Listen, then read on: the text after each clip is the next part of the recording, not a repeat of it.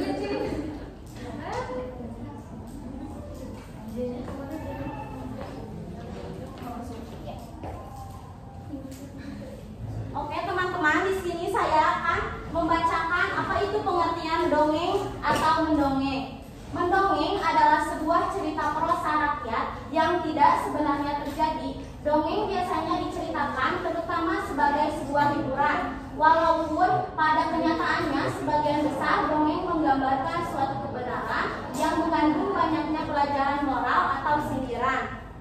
Apa itu mendongeng? Mendongeng adalah sebuah keterampilan dalam menunjukkan sesuatu yang merisaukan tentang perbuatan atau suatu kejadian dan disampaikan secara lisan dengan tujuan memberikan pengalaman dan pengetahuan kepada orang lain. Oke teman-teman, selanjutnya ada jenis-jenis mendongeng. Di sini ada yang pertama yaitu sage. Sage yaitu cerita rakyat yang bersifat sejarah, tetapi di dalamnya telah tercampur dengan imajinasi dan juga fiksi. Nah selanjutnya yaitu fabel. Fabel di sini yaitu menceritakan tentang hewan. Selanjutnya ada legenda yaitu cerita rakyat dan yang dianggap benar-benar terjadi. Cerita jenaka yaitu cerita yang bisa dijadikan penghibur. Selanjutnya ada cerita pelipurara, sebenarnya ini hampir sama, jadi bisa menghibur seseorang. Selanjutnya ada juga cerita perumpamaan, yaitu cerita yang menghiaskan atau mengumpamakan sesuatu. Dan yang terakhir yaitu ada cerita mita ataupun cerita mitos. Oke, ya di sini saya akan menjelaskan tentang cara mendongeng. Yang pertama ada isi cerita mendongeng. Dalam isi cerita mendongeng tersebut, dalam dongeng biasanya disajikan yang paling penting isi cerita. Bagaimana kita menyampaikan isi cerita dongeng kepada anak atau siapapun yang mendongengkan. Kemudian yang kedua ada media dongeng. Media dongeng bisa berupa buku ya, atau misal untuk anak-anak sekarang bisa YouTube ya, atau bisa juga penggunaan alat properti lainnya. Kemudian yang ketiga ada suara pendukung. Maksud suara pendukung bagaimana suara pendongeng tersebut, bagaimana cara menyampaikan dongeng emosional atau dongeng cara kita dongengnya gembira atau gimana, itu bisa mempengaruhi kepada pemikiran anak-anaknya. Setelah kita mengetahui dari pengertian, terus ke jenis-jenis sampai ke cara mendongeng, kita tentu aja harus tahu kira-kira manfaat apa sih dari mendongeng itu. Yang pertama yaitu membangun komunikasi antara orang tua dan anak. Itu udah pasti salah satu cara untuk pendekatan anak-anak ketika masih anak kecil, minimal 3 bulan lah, 3 bulan 4 bulan harus dibiasakan untuk menceritakan dongeng biar mereka merasa dekat sama kita. Terus kemudian media penyampaian pesan, tentu di dalam sebuah cerita dongeng itu pasti ada kayak pesan atau apa yang bisa kita ambil ya kehidupan sehari-hari. Terus ada mengembangkan imajinasi, tentu aja dongeng bisa mengembangkan imajinasi kita dalam hal ya berimajinasi lah.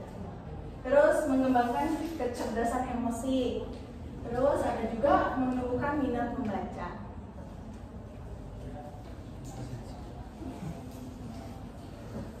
Oke teman-teman, di sana bisa dibaca kalau misalnya saat di jalan, ini di kelas bukan di jalan, jadi nggak usah nanya, jadi kita nggak akan buka pertanyaan. Oke teman-teman, next tip. Terima kasih atas perhatiannya. Aku minta applause yang meriah untuk menyambut semangat dari kita semua.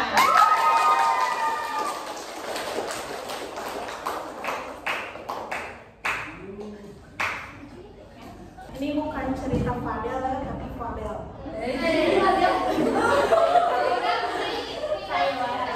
Jadi pasti ceritanya tentang hewan, bukan Fadel, apalagi siapa namanya? Di sebuah desa kecil hiduplah seorang kucing tua yang bernama Kiki. Kiki itu kucing yang sangat tua, guys. Kucing yang tua yang bahkan sampai langkah kakinya itu gak secepat yang dulu. Jadi ketika dia ingin memakan makanan atau ya, jadi dia pikir kalau untuk mencari makanan ya dengan cara apapun dia gak bisa karena dia udah tua. Terus di suatu hari di bawah pohon dia tuh lagi berjemur di atas matahari, lagi santai-santai, terus dia tiba-tiba ngerasa aku pengen makan ikan katanya dengan malas. Tapi ya tentu dia gak punya cara dia tidak punya motivasi untuk mencari makanan itu, apalagi untuk menangkap ikan karena dia kucing yang sangat tua.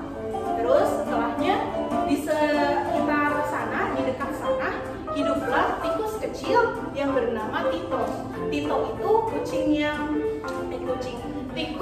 tikus yang licik dan juga cerdik, yang juga seorang penjelajah. Dan dia juga jadi sering melihat Kiki yang selalu ada di sekitar sana. Dan dia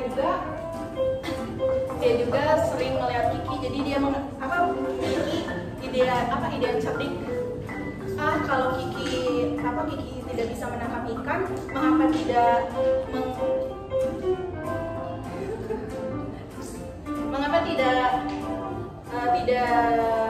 memanfaatkan kecerdikannya, terus katanya.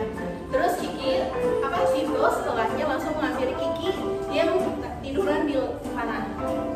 Oh hai Kiko, sapa Kiko ceria. Apa yang kamu rencanakan hari ini, katanya. Terus Kiko menjawab, aku ingin makan ikan tapi aku terlalu malas untuk mendapatkannya. Apalagi langkah kakiku itu pendek dan lemah, terus katanya. Terus Tito yang senang karena berbicara dengan Kiki yang selalu dia lihat, dia menyarankan, bagaimana jika aku membantumu? Bagaimana jika kita membuat sebuah rencana untuk mendapatkan ikan itu? Kiki jadi kaget karena bagaimana kamu bisa membantu kucing sepertiku? Apalagi karena mereka beda ras ya. Terus setelah itu karena Kiki juga merasa sepertinya rencana itu akan berjalan dengan baik, mereka langsung berlari ke danau.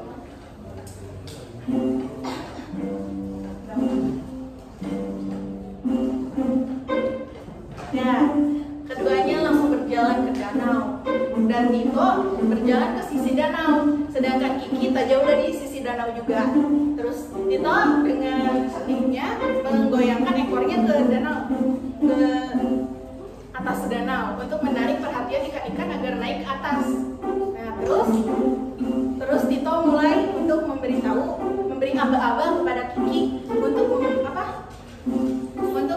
siap-siap untuk mengambil ikan itu. Tapi karena Kiki yang sudah tidak sabar, apalagi dia sudah lama tidak memakan ikan, tanpa aba-aba, tanpa mendengar aba-aba dari Tito, dia langsung melompat ke danau, celung, gitu. Ya, bukannya menangkap ikan, dia malah terjebur ke dalam danau. Terus dengan basah kuyup, Tito yang di samping tepi danau langsung tertawa, sambil melompat-lompat karena menertawakan Kiki yang basah kuyup di danau. Terus Tito mulai memberikan bukan gigi yang basah kuyup, kemudian naik ke atas danau. Dia langsung menggoyangkan bulu-bulunya yang basah karena air yang tinggi dari danau. Lalu setelah itu Kiki yang merasa masih tertawa, dia bilang, bagaimana jika kita melakukannya lagi dengan cara yang lain, tapi kamu harus lebih tenang, katanya. Terus setelah itu mereka untuk kedua kalinya dengan cara yang sama, tapi dengan Kiki yang bisa bersabar dan menunggu aba-aba dari Tito.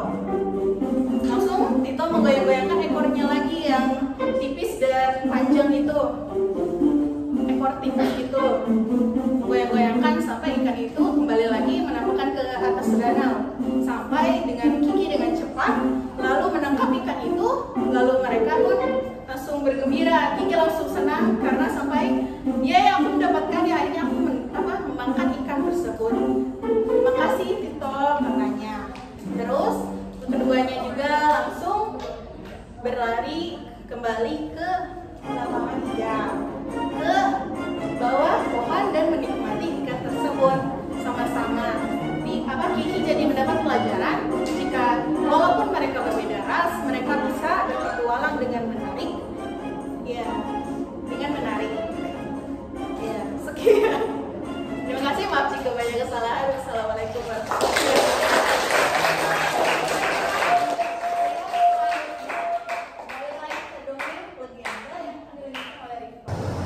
Malin undang si anak durhaka. Pada suatu hari, ada sebuah keluarga terdiri dari ayah, ibu, dan anaknya seorang laki-laki yang bernama Malin Kundang. Karena keadaan ekonomi mereka yang memprihatinkan, ayahnya memutuskan untuk mencari nafkah ke negeri seberang dengan menyeberangi lautan yang sangat luas. Tapi 1 minggu, 2 minggu, 1 bulan, 2 bulan, bahkan 1 tahun lamanya, ayahnya tidak pernah pulang ke kampung halamannya. Hingga suatu hari, ibunya memutuskan untuk menggantikan peran ayahnya mencari nafkah. Tidak lama kemudian, Malin Kundang beranjak dewasa. Malin adalah anak yang sangat cerdas.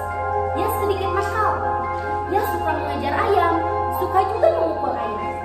Namun, suatu hari ketika Malin mengejar ayam, kakinya tersandung batu. Ia terjatuh, tangan kanannya terluka. Lukanya berbekas, tidak bisa hilang. Ketika Malin dewasa, ia mulai berpikir. Ia merasa kasihan kepada ibunya karena terus-terusan banting tulang untuk menafkahi dirinya. Hingga akhirnya Malin Kundang mempunyai rencana untuk mencari nafkah ke negeri seberang dengan menyeberangi lautan yang sangat luas. Malin Kundang terhasut oleh seorang nahkoda kapal dagang yang awalnya ia miskin. Ketika ia pulang ke kampung halamannya, dia menjadi orang yang kaya raya. Sesampainya di rumah, Malin Kundang menyampaikan maksudnya kepada ibunya. Namun, ibunya tidak menyetujuinya. Tapi, karena Malin Kundang terus memaksa ibunya, akhirnya ibu Malin Kundang menyetujuinya walau dengan berat hati. Esok hari, setelah Malin Kundang mempersiapkan perlengkapan yang akan dibawa, ibu dan Malin Kundang pergi ke dermaga. Sebelum Malin Kundang memulai perjalanan, ibunya berpesan, "Anakku, jika kamu sudah menjadi orang yang berkecukupan, jangan lupakan ibu sama kampung halamanmu ini ya nak," ucap ibunya. Berjalanlah Malin Kundang memakai kapal tersebut. Di tengah perjalanan, kapal yang dinaiki Malin Kundang diserang oleh bajak laut. Semua barang dagangan dan orang yang ada di dalam kapal tersebut dibunuh oleh para bajak laut. Tapi Malin Kundang merasa bersyukur itu terjadi, Malin Kundang segera bersembunyi di suatu ruangan kecil yang tertumpuk oleh kain. Tubuh Malin Kundang terapung-apung di atas air, hingga pada akhirnya Malin Kundang dan kapalnya terdampar di tepi pantai. Dengan sisa tenaga yang ada, Malin Kundang berjalan menyusuri desa yang dekat dengan tepi pantai tersebut.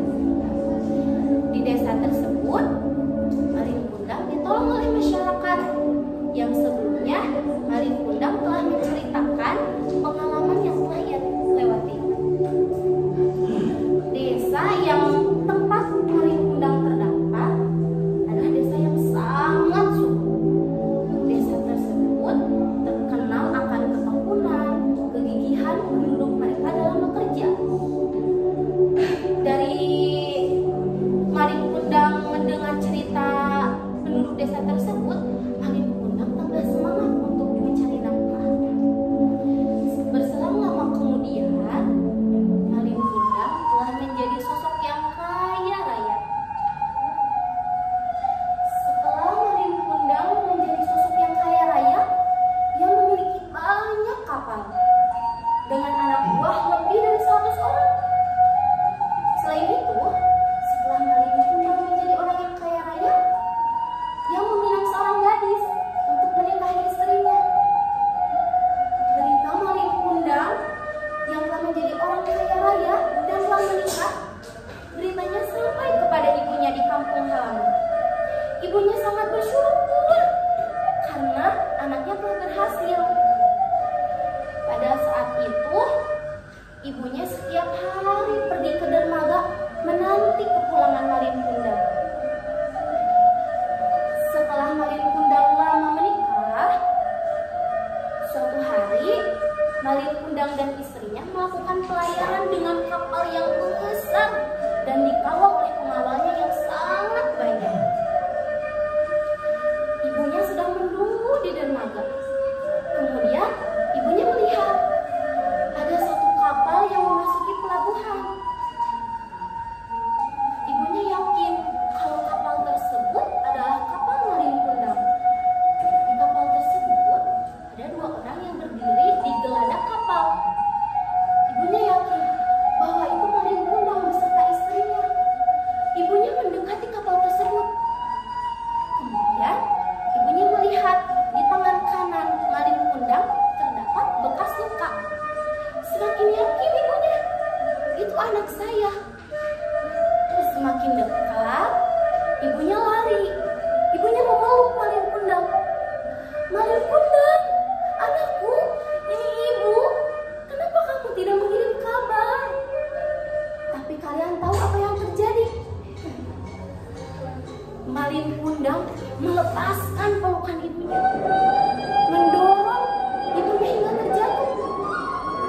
Dasar wanita tidak tahu diri, aku ngaku sebagai ibuku. Kamu bukan ibuku, ucap Malin Kundang.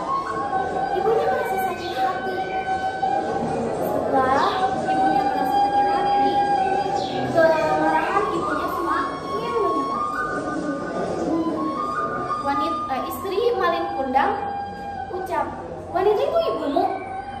Bukan, itu hanya pengemis yang mengaku-ngaku ibuku untuk merebut hartaku, ucap Malin Kundang. Kemudian ibu Malin Kundang merasa amarahnya semakin meningkat karena mendengar perkataan tersebut. Karena kemarahan ibu Malin Kundang semakin memuncak, ibu Malin Kundang mengangkat kedua tangannya seraya berdoa. Ya Tuhan, jika itu benar anakku, aku sumpahi kukutuk dia menjadi sebuah batu. Tidak lama kemudian, angin bergemuruh kencang. Badai dahsyat datang menghancurkan kapal Malin Kundang. Tidak lama kemudian, Malin Kundang tubuhnya kaku. Hingga akhirnya Malin Kundang berubah menjadi batu. Tamat.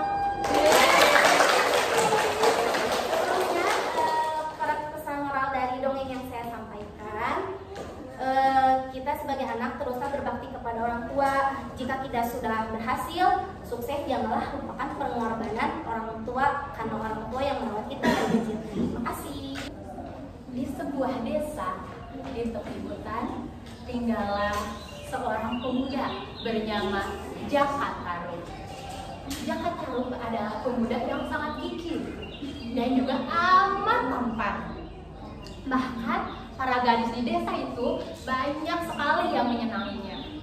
Wah, Jaka Tarub tampan sekali, ucap salah satu gadis yang melihat Jaka Tarub.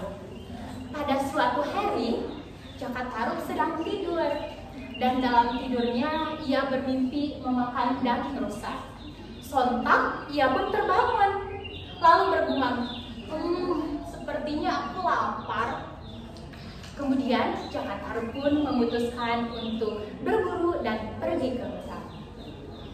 Sesampainya di hutan, Jaka Tarub pun memutuskan untuk minum terlebih dahulu.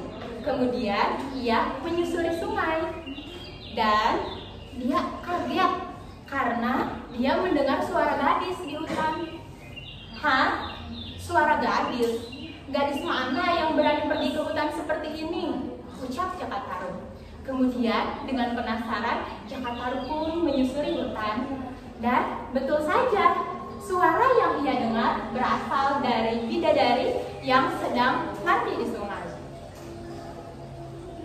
Apa kataku? Ternyata betul, suara tadi adalah bidadari-bidadari cantik ini.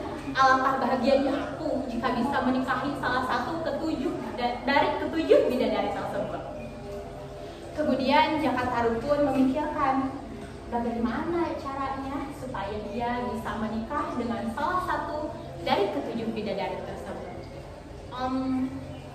Bagaimana ya caranya? Ucap Jaka Tarub. Aku punya ide. Tadi kulihat ada selendang di atas batu itu. Bagaimana jika aku mengambilnya dan nanti aku akan berpura-pura menemukannya? Kemudian, benar saja, Jaka Tarub pun mengendap-endap mengambil selendang itu.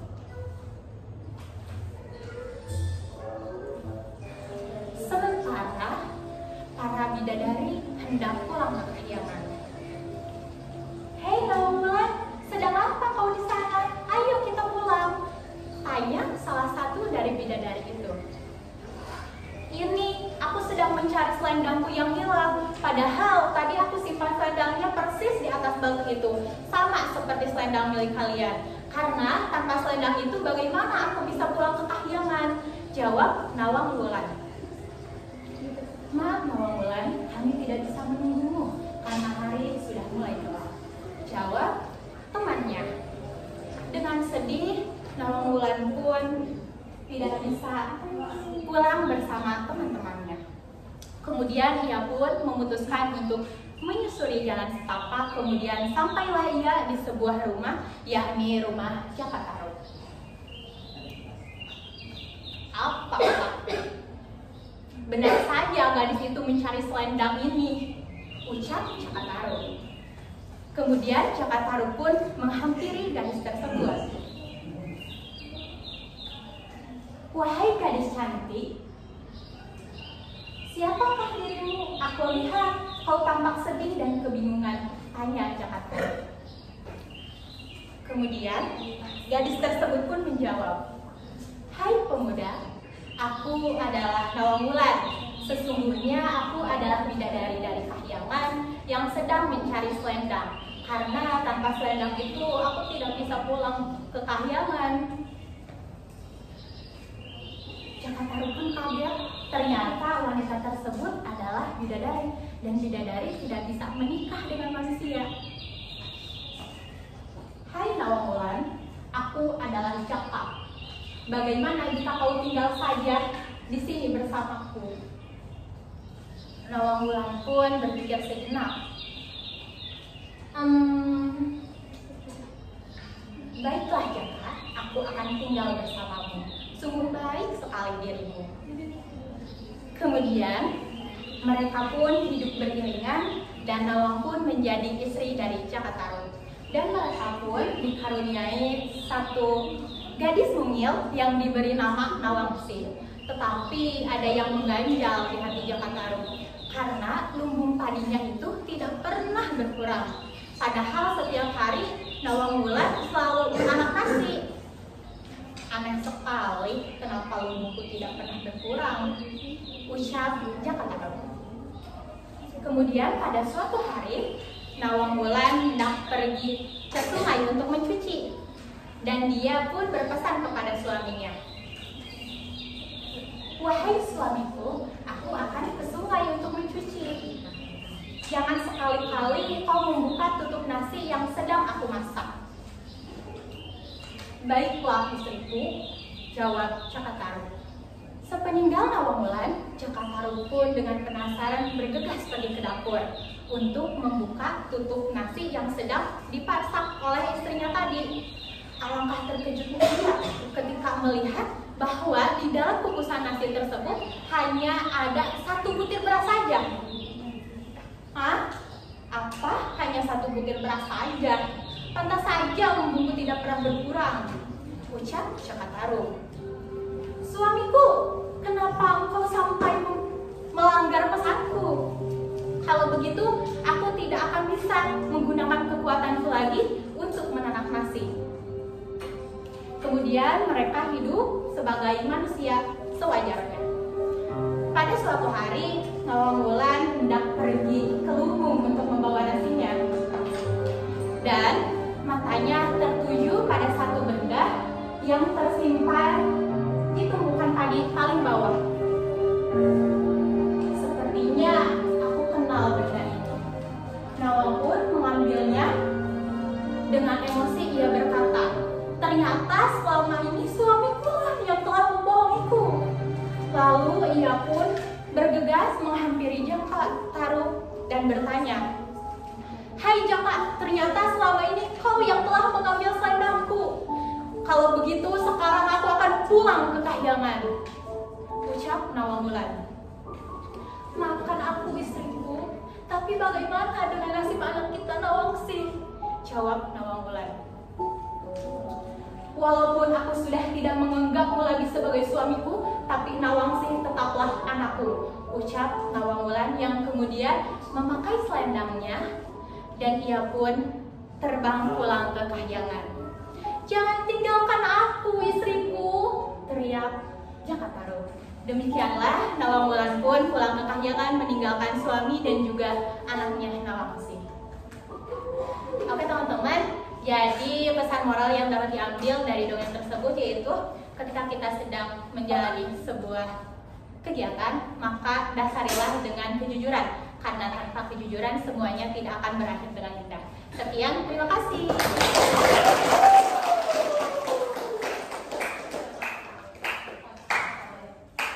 Oke teman-teman, selanjutnya kita akan panggilkan pendongeng terakhir kita, yaitu yang akan mendongengkan parabel dari kelas untuk Melani. Asal mula Sungai Jodoh. Cerita rakyat Bangka Belitung. Pada zaman dahulu kala, hiduplah seorang gadis yang bernama Mah Bongsu.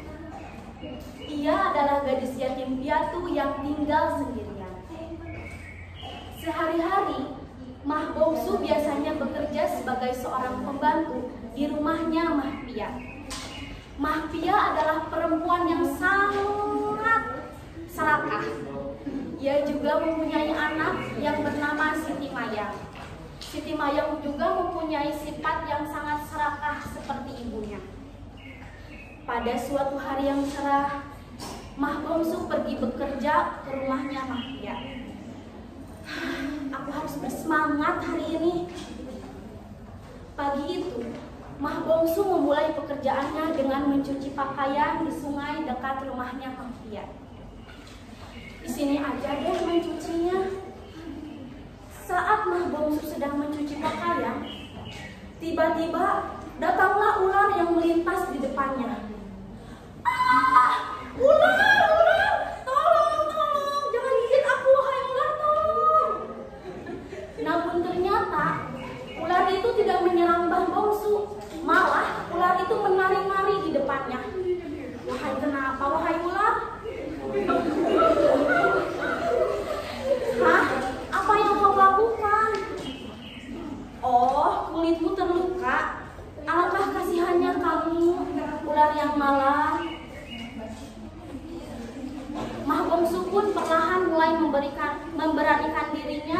mendekati ular tersebut. Tolong jangan gigit aku ya. Di sini aku hanya membantumu agar kulitmu tidak terluka. Dengan keberaniannya, Mah Bongsu pun membawa ular tersebut ke rumahnya dan diletakkan di kamarnya. Kau bukan ular yang nakal, sangat penurut ketika kupegang. Setiap kulit ular itu terlepas, Mah Bongsu pun tak lupa untuk segera membersihkannya lalu kemudian membakarnya. Lepas lagi ya kulitmu, apakah rasanya sangat perih jika terlepas? Dan aku juga izin untuk membakar bekas kulitmu itu ya. Saat ia membakar kulit ular itu, asapnya mengarah ke arah Singapura. Dan dari arah sanalah tiba-tiba datanglah tumpukan emas dan berlian yang sangat banyak. Kemudian asap bakarannya ular itu mengarah ke arah Bandar Lampung. Datanglah kain sutra yang sangat banyak. Dari mana datangnya kain sutra ini? Mah Bongsu pun menerima semua barang-barang berharga itu. Semua kekayaan ini datang saat kulit ular itu yang dibakar Mah Bongsu. Dan karena keajaiban ini, dalam waktu yang sangat singkat, Mah Bongsu tiba-tiba menjadi seorang yang sangat kaya raya.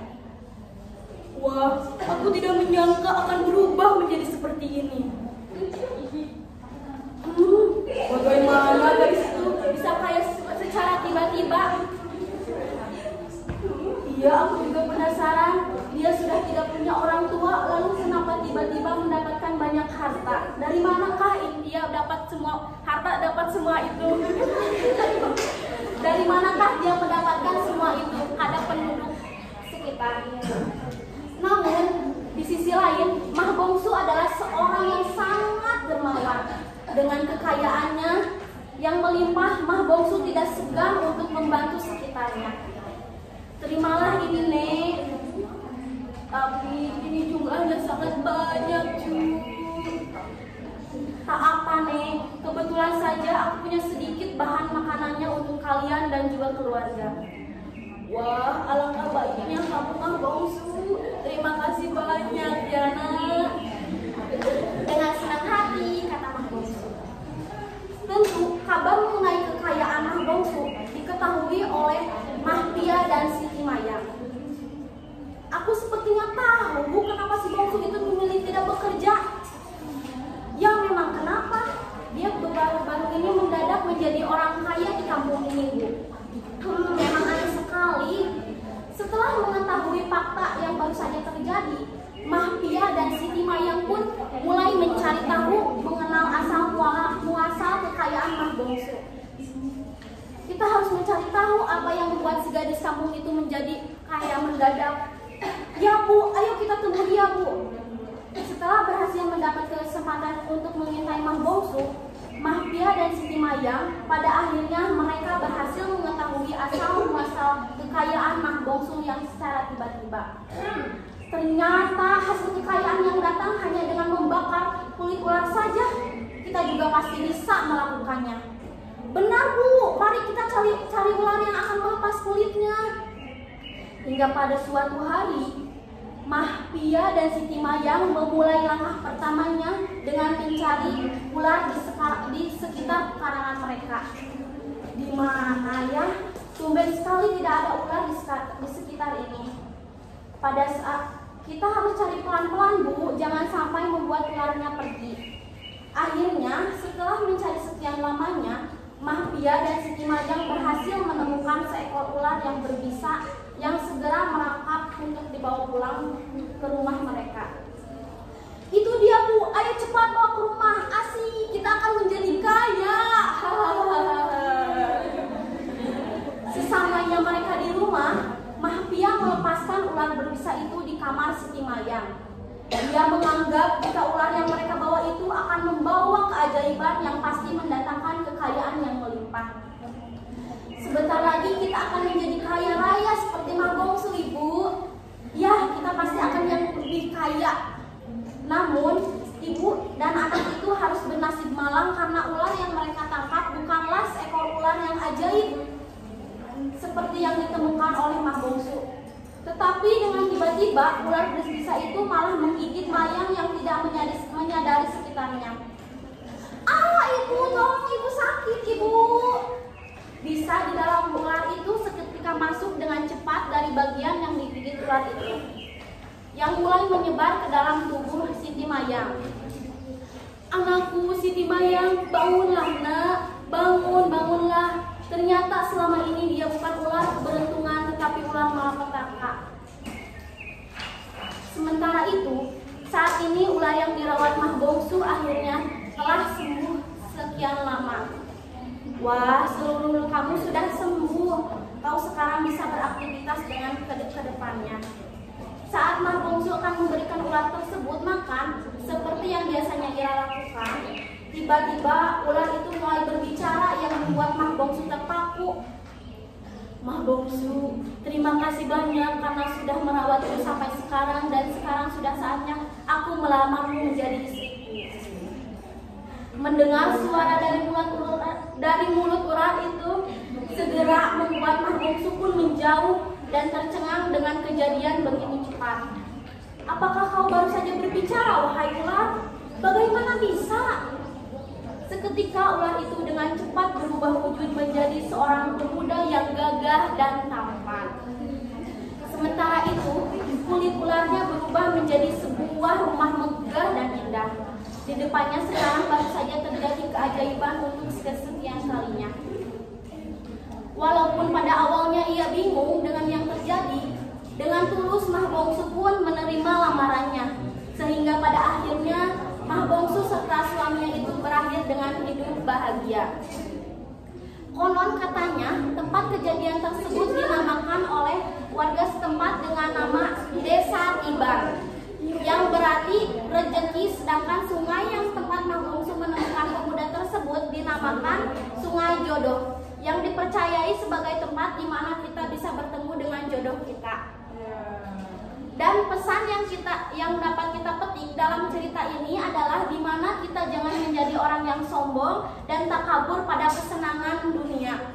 Kita harus rendah hati, tolong menolong sesama manusia, dan jangan iri kepada rezekinya orang lain.